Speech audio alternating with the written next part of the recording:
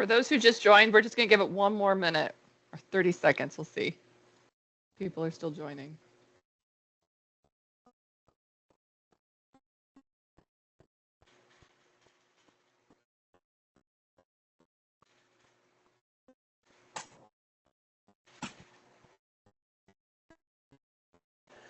Okay, well, I want to make sure that we have lots of time to ask questions to Sarah later. So let's go ahead and get started.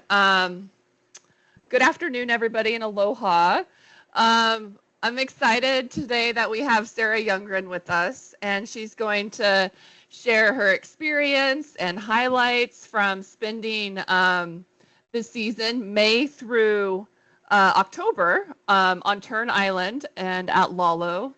And when she was there, she was in a hybrid camp with NOAA. Their monk seal and green sea turtle programs were out there, and so she worked alongside with them and supported them with their work. And she also was conducting biological monitoring for us, seabirds and all sorts of creatures that I'm going to let her dive into during her time. But yeah. Sarah, go ahead and I'll let you introduce yourself, and I appreciate it. At the end, we'll have time for questions, and so if you could just hold your questions until the end, we would appreciate it. Mahalo. Alrighty, well, hello and welcome everybody. Thanks for joining today. I'm here today to talk story about a season and try to share the highlights of what was really a complicated season on island. And it's just, you know, bits and pieces of my lived experience in this one summer, but then also my history, and I'll go into a little bit. It goes back to 2009. It was the first time that I stepped foot on Lalo. So to begin, a lot of people watching this probably have lived experiences that, you know, put them, you can hear the sound of this image. So for those of you that do, this is the like 120 decibels that is Turn Island on Lalo. I didn't include any videos in this presentation, but just imagine the din, surround yourself with the seabirds going into this presentation. So I've now had the privilege of spending every month of the year at Lalo. My first season out there, I got there in late November, early December. And then I spent the subsequent 3 winter seasons, completed my master's work, and was able to go back twice more for translocation of storm petrels in 2018 and 2019. And then returning for this season, I find that I feel like I know nothing, and yet I have this feeling of what this place is. And so I'm still trying through these lived experiences to really like truly tell its story. And I was trying to make it really pretty, and I made this presentation and then managed to lose most of it and redid it this morning. So there's lots of pictures, and hopefully it all goes smoothly. So this season was the most immersed experience I've had. We were in essence living within the seabird colony. This is currently my doorbell that you're looking at. If I heard the city turns going off, I knew somebody was walking towards my tent, which is one of the ones over in the middle of the frame. And then, you know, usually it's an island where the birds are yelling at you and trying to make you plead. But then there's some like this buddy that decide that, you know, you're just part of the landscape, and they're willing to pat their little feet down on you and really just like, okay, you're part of here. And it was nice to feel like we were really part, sometimes not really just the biggest disturbance in the world. Maybe they're a little with my heart of like, okay, you see me as part of not the ones that are going to eat you. The rest of the time, I think I'm going to eat them. But that being said, trying to make this into my lived experience, we got to go back into March when I arrived in Honolulu and started this season as a field tech with getting to know new people, seeing old faces, like all the different interagency workings that went into making this field season possible. Amanda mentioned we were part of a hybrid camp with the monk seal and turtle programs. And as part of that, Ricky, who you can see in a couple of these pictures, and I joined with most of their training. So we were part of the wilderness first aid and then boating classes as well. And then lots of packing. lots and lots of packing. And then all of a sudden it was May, and we had loaded everything on the ship and packed it away in containers, and all of our buckets and action packers and pallet tubs and things covered in plastic, all in their biosecure state, we hoped, having been fumed, frozen, inspected, brand new, like to go out to this place and not bring anything new with us. And we left at 5 o'clock in the morning on the 8th of May, and we entered the monument. It's about 500 miles out from Honolulu out to Lalo, which if you're going at 10 knots is roughly 50 hours. I don't know exactly how long this one was, but that's about the ballpark. It was a pretty calm ride out there, which was great. We were well rested when we arrived, and we filled up these 100 water jugs, which for this season in this place, all of our fresh water came from the ship. And then you arrive on Lalo, and it's another couple hours. So it's like this long progression as the ship rounds the bottom of the atoll, and then you pass through, and you're like, you see it the whole time. You're just like, it's getting ever so much bigger. And we head into the atoll, and then to stop where the ship is still in deep water. And then everybody that's going ashore immediately transfers into their biosecure clothes, and we start schlepping buckets and loading them into. We were lucky for this trip that we had landing craft that could be filled up with stuff, and so it didn't take too long to get this set of camp into shore. So this is like one of 6 cruises that brought people on and off the island this summer. So we're just giving this one as an example. And then we have the nice little leva that landing craft takes us into shore. The ship hangs out in the deeper water, and we go and move buckets. There is a satellite imagery of the day we arrived in the atoll, and you can see the ship, which is the little thumbnail in the middle of the screen. And then I think you can also find the landing craft in it, which is fun to put people in place. And we arrive on Tern, which Tern Island, for anybody that doesn't know its origin, is a coral carrier that was built by the military in World War II and has been kind of eroding away ever since. But it's nice to arrive and have the dock still be there. Offload all the stuff. You can see in the background a tractor, which in history of Tern Island, there used to be a building around that, but storms have taken it away. Our Lua survived the winter. This is the nicest field camp bathroom anyone could imagine, and it has a really nice view. But of course, I didn't include a picture of the view, so you just have to imagine it's blue.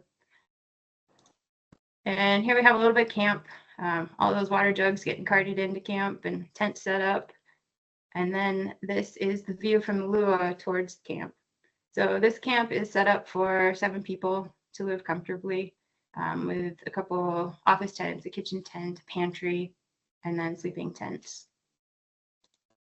And just briefly, the faces of camp. I mentioned this is a hybrid camp, that it was Fish and Wildlife, so all the people with brown names are Fish and Wildlife representatives or employees. Green are the Marine Turtle Biological, oh boy, I don't remember acronyms, sort of people working for NOAA. And then the Moxo crew are in gray. So at base, our camp was 7 people, 2 Fish and Wildlife, Leanne's adding history. So 2 Fish and Wildlife, 2 turtle, and 3 seal folks.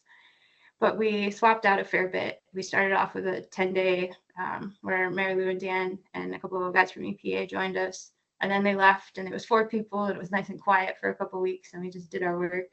And then 3 more people showed up with the boats and a bunch more gear, and we started going out on the atoll. And then one of those people promptly had to be evacuated, which is pretty unfortunate. Changed a lot of people's schedules around and made it work so that the ship could come back and get her. So we're down a person for a good chunk of the season. And then Rob joined at the end to help the last part. He came up on the pickup cruise. And then, like, because there couldn't possibly be more change, Ricky was supposed to stay with me on past when most of the camp left. And so we'd have 2 weeks of just 2 people. And then for the EPA contaminants cleanup project that happened.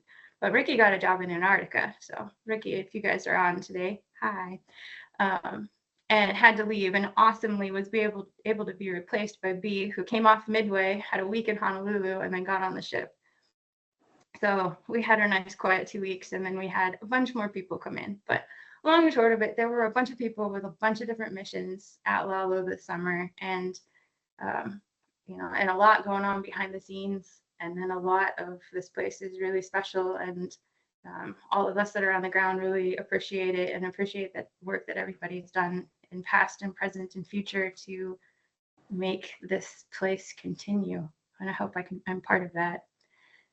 So this is my time warp slide, or just sort of like change in topic. And I'm going to move back now. This is the view from the dock. It's one of my favorite places to stand. It's like a wonderful place to stand on the dock, and then you can't see anything in front of you. You just look like you're flying out over the water. It's a great place to watch for fish and sharks and birds going by. So time warp. Here's Tern back when I first met it. Well, kind of. When I flew in to Tern the first time I went. Flew off Tern. Anyways, I've flown on and landed on Tern Island. It was a runway. It was like we were maintaining this active runway, and then it was slowly being like it wasn't being used anymore. It was being revegetated partially. I left in January of 2012, headed off to grad school with my data from Tern, and then in December of 2012, Tern got hit by a microburst, which knocked out buildings and was the end of the permanent camp on Tern. So this is sort of the tipping point of, that was the last point that Fish and Wildlife had a presence on the island for anything longer than short trips. I returned in 2018, continuing kind of the story of the island. On the bottom there, you can see the satellite imagery of May of 2018, and that, there's still a runway. It's not quite as defined anymore, but it's still like a hard pack with a little bit of vegetation on it. And just so many birds. It was so cool to go back to the place and have, like, it was thriving without too much human input. I then got to go back in April of 2018, post Walaka. So in October of 2018, Tern Island got washed over or run over by, I think it was Category 4 at the point that the hurricane went over, and just like removed the surface and all the bushes of the island and made these big caverns and just like eroded away. It turned into a coral carrier. It's built behind a seawall and made it so that there were so many bigger holes. And the picture in the middle, sorry, this was a quick grab and I didn't really have a good landscape.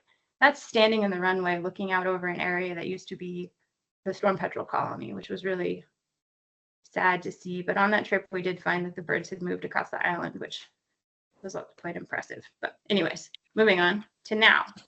So Tern Island has become sort of one big entrapment hazard, which is why it has had so much presence over the last, recent years, where there's not quite as much funding. Tern always has people on it because you put them little in the bottom, but across the bottom there are 5 examples of turtles stuck places this summer. One of our biggest contributions was really just herding turtles. I never thought I was going to add log rolling a turtle to my resume, or like the fact that you could drive them with their flippers, but it's something that is in the process of trying to figure out how to make Tern less of an entrapment hazard. But for now, it's just people out there trying to keep turtles getting stuck behind things or between things. Here is the east end of the island, and that is a double seawall that the bottom picture you can see quite small. There's actually a turtle down there and people, and then we put up the fence. So here's where we need a little time warp and back to the returning to Tern this spring. When we arrived in May, there is a whole area that's the footprint of the camp, but it was very much covered in stuff. And it was like, oh, there must have been an overwash event. It moved like a bunch of debris like in and around the tent platforms. So there's a picture I didn't manage to add. We had frigate, like where my tent was, we just had a bunch of frigate birds on sticks and things just nesting around. You can kind of see it in the picture with Andrew. But this actually was captured in the digital globe satellite imagery available shots. The 21st of November, you can see the top frame. The north side of the island is still pretty like dark. These are all different levels of cloud cover visibility, but try to make the greens match. On the 27th of November, you can see like there was just a bunch of overwash on the north side, including washing into camp. So when we arrived, the thing that had been shade cloth was very much bird colony, which meant there were a lot of really cute baby birds in camp this summer, but made it quite hard to navigate putting up the camp. And another sort of time warp thing, switching gears into just kind of happenings of the season. In May, we got about 9 inches of rain over a 2-week period, which was pretty awe-inspiring and resulted in a lot of like very pruny hands and feet and walking around in ankle-deep water for quite a while. So another sort of time warp part, there's 2 monitoring systems on turn that are self-sustaining that we helped add fixed parts to this summer. One is a tide station from UH, and the other is we put up a weather station. Both of these deal with having birds perching them all the time. And in the bottom right image, you can see like a yellow bit. It's actually a bucket lid that we finally MacGyvered into place to keep the frigate birds from sitting on top of the wind vane so they don't break it off again, which hopefully lasts the winter. Break. Time for biological monitoring. And I'm just going to go quick through sort of our quick observations of the season. There's a lot done and a lot still to be reported on, like all these different tendrils. But we made use of the albatross sweep plots that were historically used. In this image, it's a little bit light, but you can see the tracing of what used to be the runway, and then the plots all extend into the middle of the runway. Historically, nobody was nesting in the middle of the cleared runway, but now they've definitely moved into place. So we did an assortment of surveys for all layers: birds, plants, arthropods, vegetation, assisted mimosas and turtle work. Our primary work for birds this season was to just try to get snapshot counts of how many nests were there. One of our first tasks was to count albatross, which, not having spray paint and team and like walking in lines and not having a runway anymore, there were a lot of chicks to count, but we managed to get what we think is a pretty accurate count of about 1,600 lace-end chicks and about 3,000 Blackfoot chicks. You can see the picture on the left is 2 of them standing next to each other to indicate how kind of hard they are to tell apart at that age, but we just did a lot of wandering through the colony. And this is about equivalent, a few more lace-ends than historical. So in February 2022, there were 1,300 lace-ends. But they've moved from the edges, and as the landscape has changed, they've moved into the middle of the island. There's still banded albatross around. The bird on the left, either I banded or held as we banded in 2012, which was cool to see. And there's still birds of all the species. The albatross are easier to read, so we got more of their bands read. But there was a lot of effort put in on Turn Island to band birds. It's nice to see that there's something that can come of it years later. So the sooty terns moved into camp very promptly. They were nicely on the other end of the island, and then that 116 decibels just like was around us for a good chunk of time. We didn't count sooties. We did map them though. This is just a screen grab, but their colony is pretty much the entire island, which made for a lot of time that we weren't able to go into the entire island because there were chicks everywhere. They also got eaten. They get eaten by frigate birds. So sitting in the colony or sitting in our tents watching, you just see frigate birds come down and pick up birds and steal their chicks. Moving on to the next species, masked boobies. They have not many more, but more nests than they've ever had. We ever documented. They went from 284 to 315, so they're staying strong. A lot of banded birds for them. We have the first record of a breeding brown booby pair on Turn Island ever. They actually documented it last year, and I think that might be the first record ever. I need to dig back a little bit, but it was cool to see. And both of the birds were banded, which I did get a complete read on both of them, so I'll be curious to see where they came from. Red-footed boobies did absolutely horribly this year. Relative to previous seasons, like recent seasons, they were doing all right, even though they don't have all that much habitat left. But we counted them in July when there's usually like 3,000 nesting pairs. There were 123 nests. Then they started breeding again in October. So still not 3,000, but there were 191 nests when we counted again in October, completely new nests. And they've moved from nesting like primarily on bushes to making piles of veg in the Chenopodium, the native Chenopodium, the Aveo Veo. So here's, we frozen. This is what it looked like previous to Walaka, which is just bushes upon bushes covered in boobies and frigate birds. And I didn't include so you can kind of see it in this previous image, that there's just not that much bush habitat left. And we did map some. There's regrowth of Turniflordia, the heliotrope that is happening, and we have one alpaca bush. We do have vegetation survey data. I didn't include that much in this presentation because I didn't get it done yet.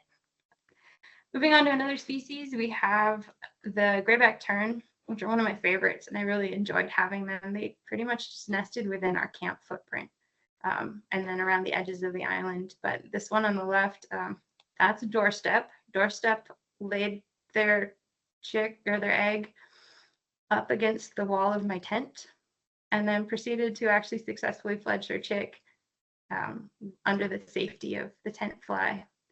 Historically, there were only like less than 300 nests, but in towards the time that the camp was shut down, there was starting more work trying to like provide habitat for them, which it's very obvious that they're dependent on places to hide. We had very few white terns. This one got dubbed Has Matthew because it's hanging out on the hazmat buckets, but they did really well again, like within the human framework. They used to nest on the barracks, which really isn't much of a place to nest anymore for them. So there's a lot more of them out on La Perouse, which is different habitat, and we can't get on to La Perouse, so we just looked from a distance. Moving on to the black naughties, which again, they really like human structures. They're within the derelict buildings, and this one on the right laid an egg on top of a bucket, and then actually the chick was still alive when we left. But they like buildings and bushes, and there aren't too many bushes left for them that they really like. The brown naughties are pretty good at succeeding. They're a species that ebbs and flows by the thousands of how many nests there are. We counted about 4,000, and then they continue breeding. There were lots of eggs. They were our species that we weren't really expecting to be as prevalent as they were in October. Both them and the black naughties filled in once the city terns disappeared in late September. Frigate birds, they are the most ridiculous chicks, and they go through so many stages, and they are present. We had chicks that hatched when we first got there in May that were still present and almost fledging when we left in October. They had the highest number, or equivalent to the highest number of nests relative to historical, because they are nesting on every surface they possibly can, including the ground. Tropic birds, not doing so hot. Don't quite know why. They just really weren't around. Historically, there were about 600 nests, and now we counted 81, and then saw just sort of random fledglings around throughout the season. This guy on the right, actually saw that one take off, which was pretty cool. There are burrow nesting birds. I found one bone and petrel. I was looking for Tristram storm petrels, but I think we were a little bit too late and they were all gone or just didn't find them. There's a series of nest boxes that were put out during survived all the storms and then got revamped during the translocations. So some of those are still functional. We also have Christmas shearwaters. Again, not as much vegetation for them to nest under, but this guy, the bottom left, was a favorite, as it was part of like our daily walk. You would see this chicken, follow it. And then with still shearwaters, who habitat-wise don't have all that much really good digging left, but they've found spots in the like runway area that they've broken through, and so they have a hard roof. So that's all of the birds that we were monitoring, if ever so loosely. And then we just have some more. This slide didn't get finished, but we encountered a Nazca booby as one rare that it comes most years. They look very similar to the masked booby. There's a black-bellied plover and a couple other shorebirds, but not too many vagrants this summer. There are shorebirds that hang out. They're more in the wintertime, some of them over summer. Mostly Pacific golden plovers, red turnstones, and wandering tattlers. We have a few sanderlings and a few curlews, but it was fairly obvious, or they seemed to be lacking food. We had a lot of starving birds as they were returning.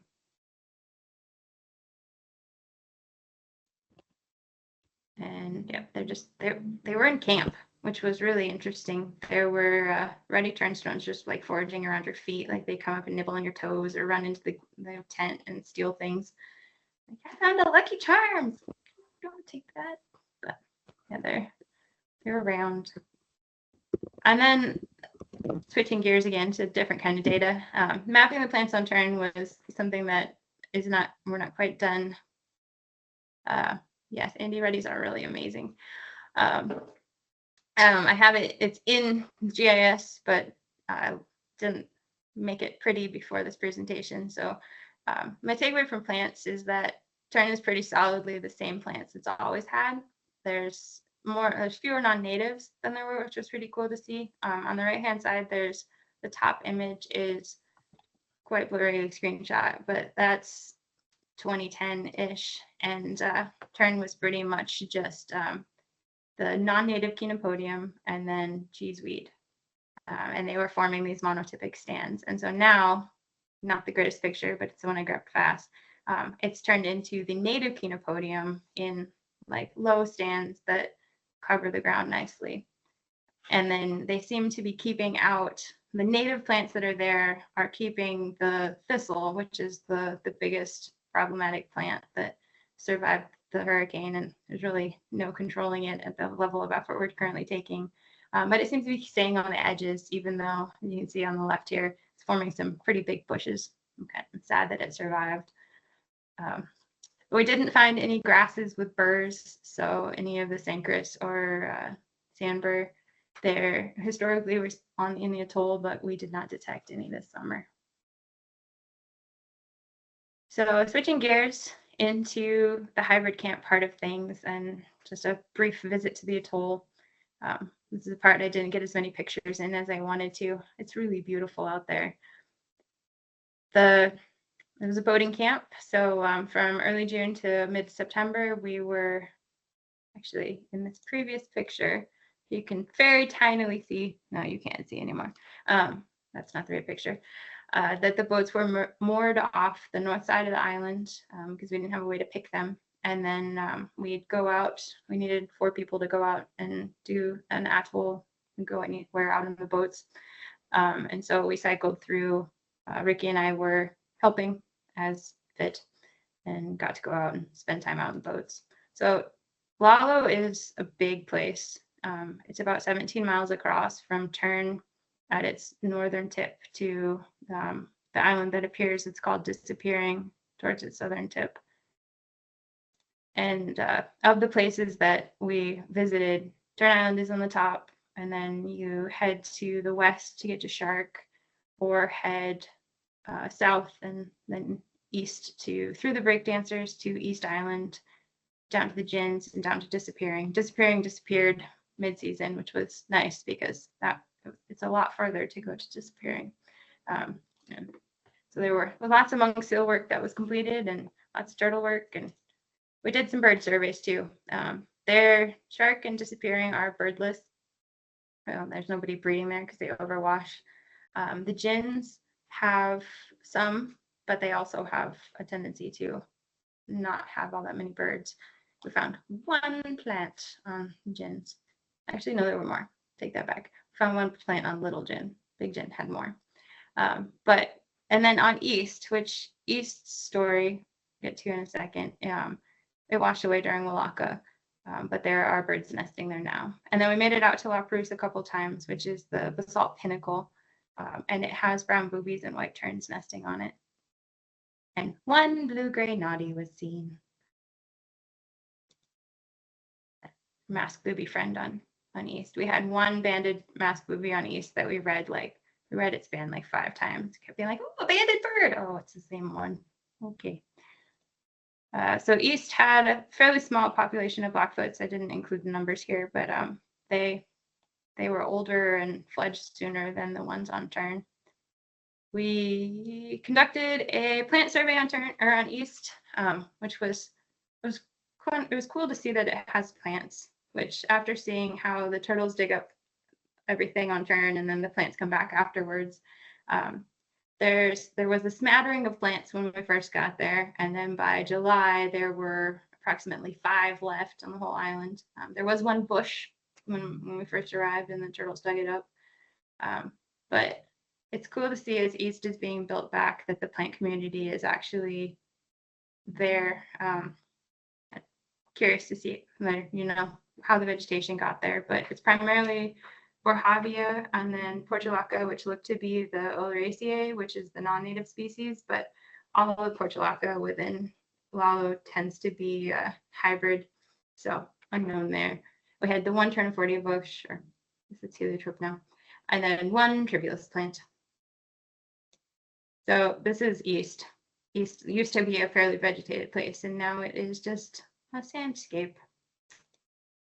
But so as the turtle line came back on Tern, which is something I forgot to add the imagery to, but looking through satellite imagery throughout the season, it's really interesting to watch on Tern the line of the sand move back into the island as the turtles dig as far as they can.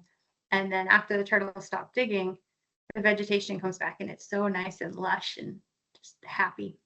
So this is East on, I think, the 4th of November.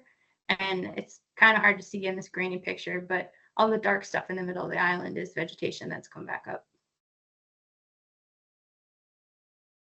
So switching gears again, part of the sharing of tasks is Ricky and I joined David and Andrew to help them with basking surveys, which is what their primary task was this season, is just to go around daily and do all the things to all the turtles, see who's there and what their status is. And part of that was to go camp on East, which we did for 1 night a week for 7 weeks, swapped out who was there, and put up tents in the middle of the turtles nesting. And you'd get up in the middle of the night to like one pushing into your tent, and you'd have to get up and move it around so it wouldn't just run you over or dig under your tent, which didn't make for great sleeping. So that completes my things that I made slides about for data. There's a little bit more. Like we did surveys for ants. We did not detect any on East. On Tern, we just found 2 species: the big-headed, which is the most common, and then a very small patch of Monomorium floricola, tiny little guys. We did a snail survey, which involved a whole lot of crawling around and looking at the bottom of vegetation, and did not find any snails, but good to look for the native land snails. We didn't detect any Ligia, which is another thing we were sent out to look for. And then as far as like the other arthropod community, it's for the most part, it is not native. We had out like big hatches of domestic beetles and these little fruit flies. And there's a fairly big brown widow population that infests camp and all of the buckets, which makes for biosecurity being hard. But it was interesting crawling around looking for snails and seeing what arthropod community there was. And we didn't put out any pitfall traps on Tern. Ricky put out some on East, and I don't remember the outcome, but there really isn't a like super dense arthropod community outside of those big ant and domestic beetle colonies. So I talked about banding a little bit. I guarantee I didn't scratch the surface on covering everything on the season, but it was It was amazing. So back to that slide of, reset the dock. And then just short covering, the reason that I was on Lalo this summer was so to be a biological monitor for a PCB cleanup project from the EPA, which Leanne can tell everybody a whole lot more. But long story short is that this is completing a cleanup or adding another stage to a cleanup that was started in the early 2000s. And they pretty much came on island and scraped a small layer of the surface off and then worked on getting all that off the island, which was a crazy 3 weeks. And I got really good at standing around and watching people work. And B was the master of walking the telehandler back and forth. So this is the satellite image of the area that was the EPA work area. We came on Shell Beach and made this road. And then you can see where the cubic yard bags were stored. And we made a road down the middle of the runway over to a couple areas that were the areas where material was taken from. And if we did this on any place that wasn't a tiny island, it wouldn't take so long, but it was definitely a whole lot of work. And as we were leaving, we got to go take a circumnavigation around turn, and then head out to La Perouse one last time. And it was a very fitting ending. So that is my quickly cobbled together presentation. And I hope you guys all enjoyed it, and I'll take any questions. Thank you, Sarah. That was amazing. Oh, you've already got one question. Yeah, go ahead, Jesse. I thought maybe Jesse accidentally put her hand up. Hey, sorry. Yeah. Oh, there we go. That was an accident, but it was a fabulous presentation. Thank you. I love all the photos. Thank you.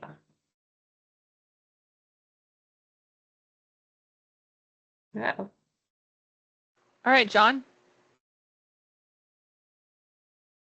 Hey, Sarah, fantastic presentation. That was wonderful. I know you talked about the turtle entrapment a little bit. I was just wondering, between Fish and Wildlife or NOAA, do you have an estimate of how many turtles might be killed each year at turn at this point? I mean, if we weren't there, I don't actually know.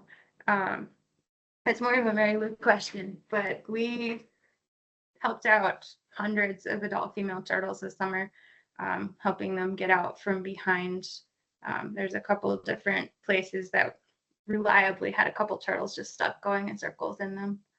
So the seasons that there weren't people out there, there definitely was some turtle take, and a lot of actions have been taken to try to block the places that the turtles can get stuck. But the island is so constantly shifting that that's sort of, you change one thing and something else becomes a problem. Yep, I imagine it's a long-term solution to that. Thank you. Yeah. Oh, great question, John. Mary Lou, did you have anything to add to that? No, she's on here. She's our turtle expert from NOAA. I'm here. Can you hear me? Yeah, we can hear you. Hey, yes. Well, thanks to the team for collecting all the entrapment data on the daily entrapment walks. We know, so we're not having a lot of fatalities because of the entrapment walks and the interventions. But they did have 457 interventions this summer, approximately 300 of which were kind of potentials. We try to get ahead of the entrapments now if that animal might have been able to escape on its own, but at least 150 of them were true. If we hadn't intervened, they were going to die interventions. Wow. That's alarming. Thank you. Yeah, I guess, do you have any models that show what sort of population level effect that might have? We don't, but we are currently working on some models right now. So we don't have it yet. But yeah, it is a lot. Well, and it indicates how important it is to have, field staff out there during the turtle breeding season. Great. Thank you for those answers. And again, great work out there. Thanks, John. Yeah, go ahead, Rob.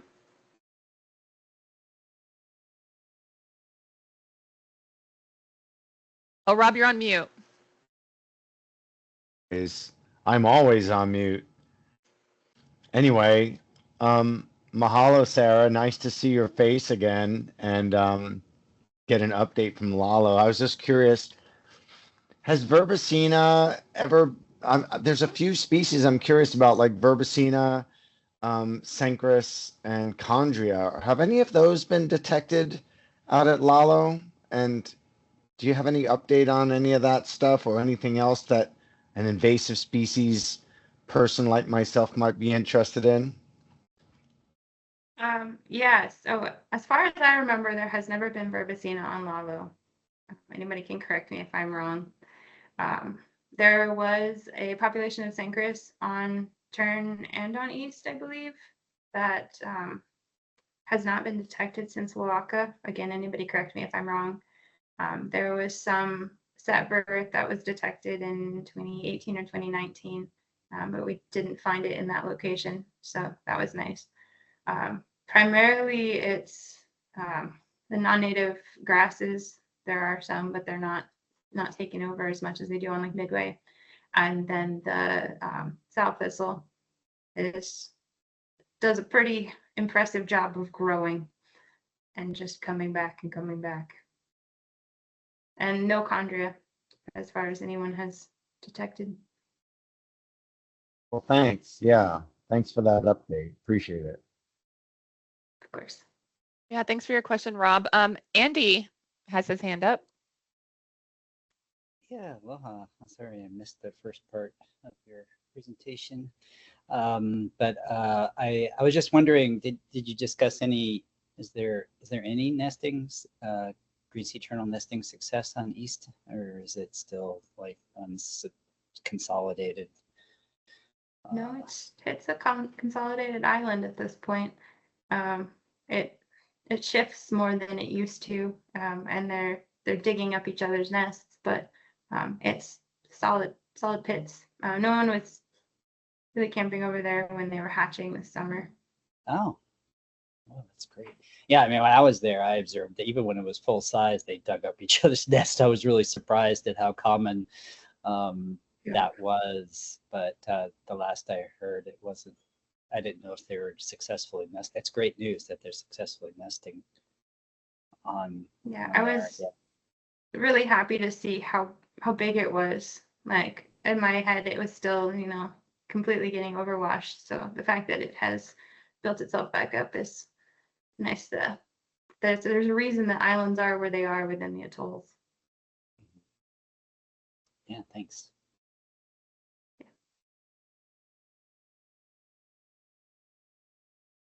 Dan, I saw your hand up for a minute, but then you lowered it.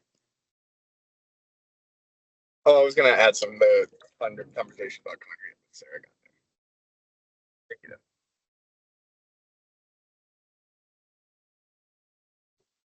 Okay. I don't know if everybody's following the chat, but Mary Lou added that NIMS will be moving their primary turtle camp back to East Island next season, so they'll have a lot more East data after that. So that's exciting. Well, hello, Mary Lou.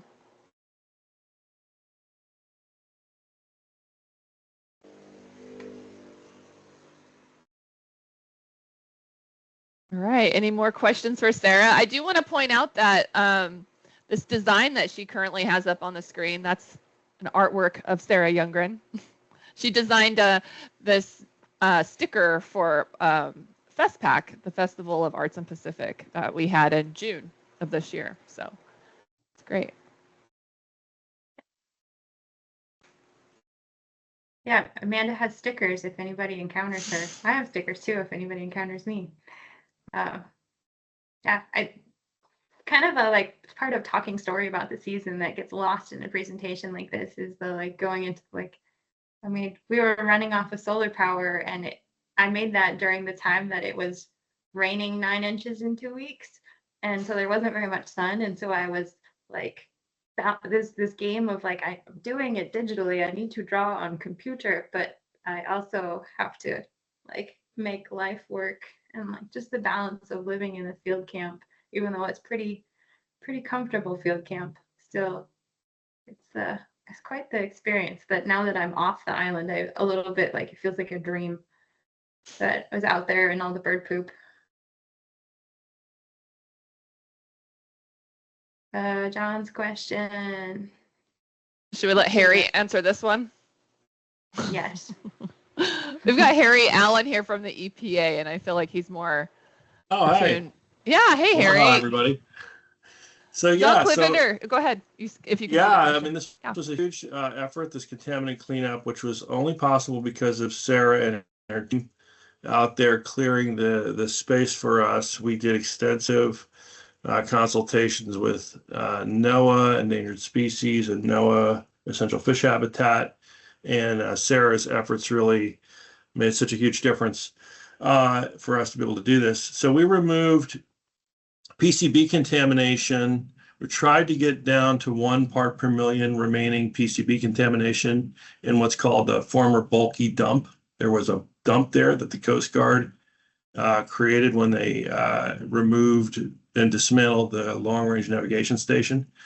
That dump, as Sarah mentioned, that was cleaned up in 2001, but they left a lot of contamination. We were able to get a lot of contaminated soil out, ranging from like 22 parts per million down to 1 part per million, but there's still contaminated soil there. We weren't able to get everything. In addition, those barracks are interesting. There's still a lot of hazardous waste there, old marine batteries, and there's a solar bank and a solar battery bank, which are quite troublesome, and probably some asbestos there. So Amanda and Jared and I and Leanne Woodward and Dan have been partnering on what EPA can do to assist. So thanks for the time. Thank you, Harry. I appreciate it. Sarah, you have a question from Calvin. Did you have any monk seal encounters? What do you mean, Calvin? There are a lot of monk seals on Lalo, and so in our doing an entrapment walk every day, we were making our way quietly and carefully around seals, and it was fun to just sneak your way past and watch them be.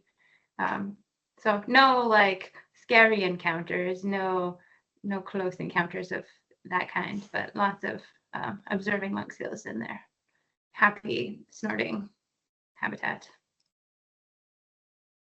Thank you. Lalo's their home, so they definitely live there. They definitely live there. Well, before we close, were there any more questions for Sarah today? We appreciate everybody's time and coming out.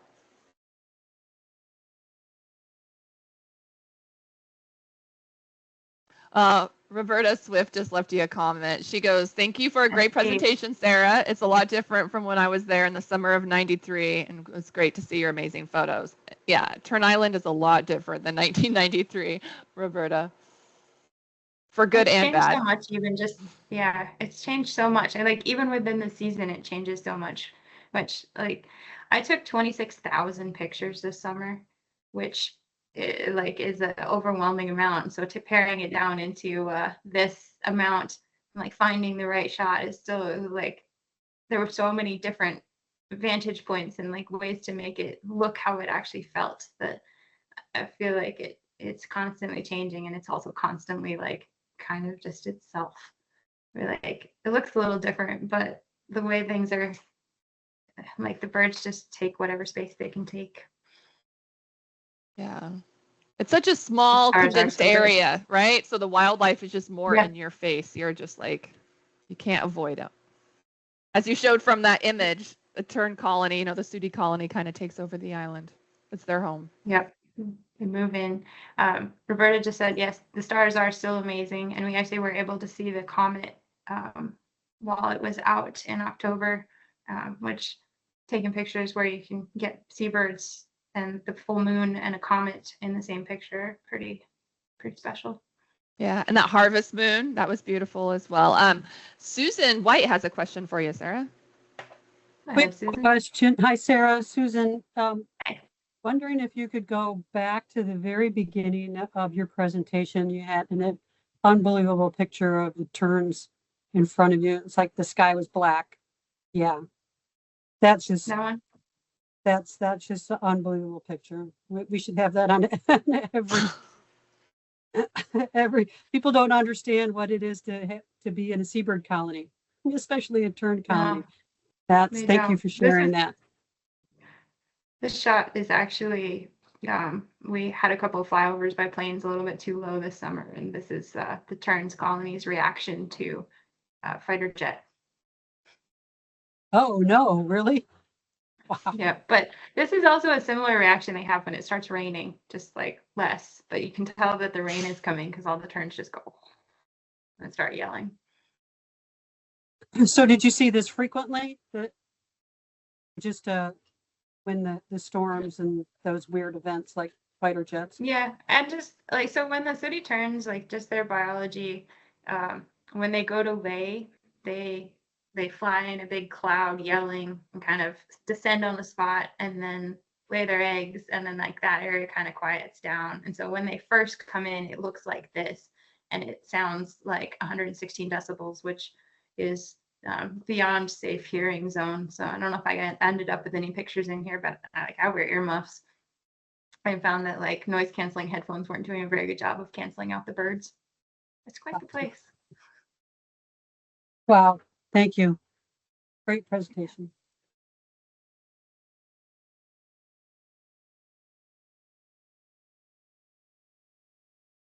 Certainly black in the skies. Yep.